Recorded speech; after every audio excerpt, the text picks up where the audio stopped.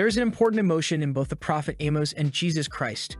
Besides their deep and abiding love for God and unrelenting compassion for all of God's children, they have little patience for those who would exploit the poor and needy for personal gain and financial gain. Amos preached against the immoral practice of financially destroying the poor and the righteous for profit. He realized that it is a violation of God's law for any entity, an individual, an organization, a government, or a religious organization, to exploit the most financially vulnerable in the name of profit.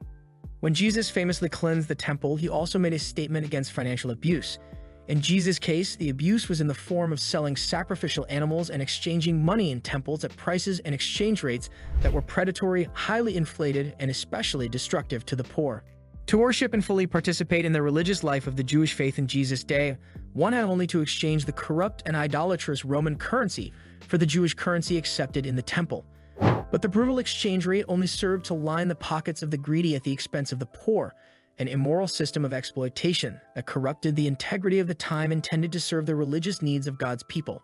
While Amos and Jesus challenged the immorality of the exploitative practices of their day, they were also going against the economic practices and systems considered technically legitimate at the time. Exploitation by those who can do it within the letter of the law may seem acceptable as long as the actual law is being broken, but God does not see it that way. The Apostle Paul touches on this in the 10th chapter of 1 Corinthians when he points out that just because something is legal does not mean it is acceptable to Christ.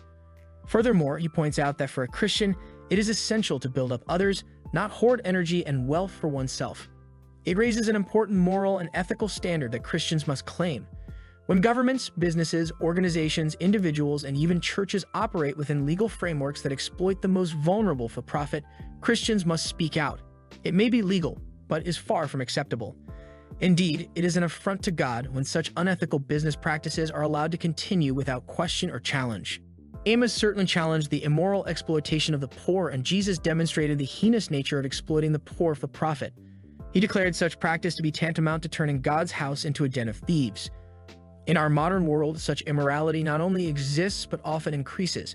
The most dangerous are destroyed by legal practices that only serve to take money out of the pockets of those who can least afford it to send it to those who already have plenty. It is sinful, it is immoral, and it is a flagrant violation of God's law that should never be allowed until Christians have the power to demand ethical, moral, and financially defensible practices in our world.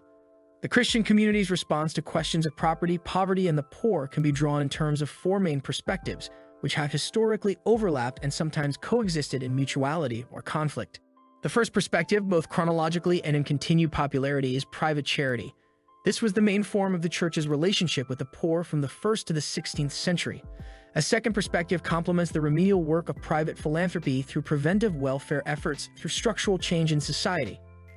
This concern to remove the causes of poverty was clearly expressed in the reforms, but was soon submerged by the profound socio-economic and economic changes of the period. The third approach is a regression to earlier Christian denominational models of charity. Due to the overwhelming impact of the process of secularization and the human misery caused by industrialization, the key to social welfare was expressed in the pietist maxim that social change depends on the transformation of individuals. A fourth perspective, present in modern-day churches, envisions systemic social change to facilitate the redistribution of the world's wealth.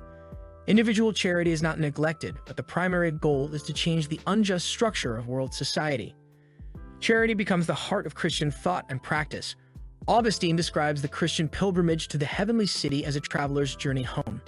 The city of God, the true home of mankind, is characterized by the love of God even to the contempt of self, whereas the earthly city is characterized by self-love even to the contempt of God. The world and its goods may be used for travel, but if they are enjoyed, they take the traveler from God to the world. This imagery incorporates the great themes of pilgrimage, sacrifice, asceticism, and asceticism in Christian theology. Biblical and early Christian skepticism takes on systematic theological overtones. Pride and covetousness are the cardinal sins, humility and charity are the cardinal virtues, and poverty is approved as the desirable status for the Christian life. Hope it was helpful to you.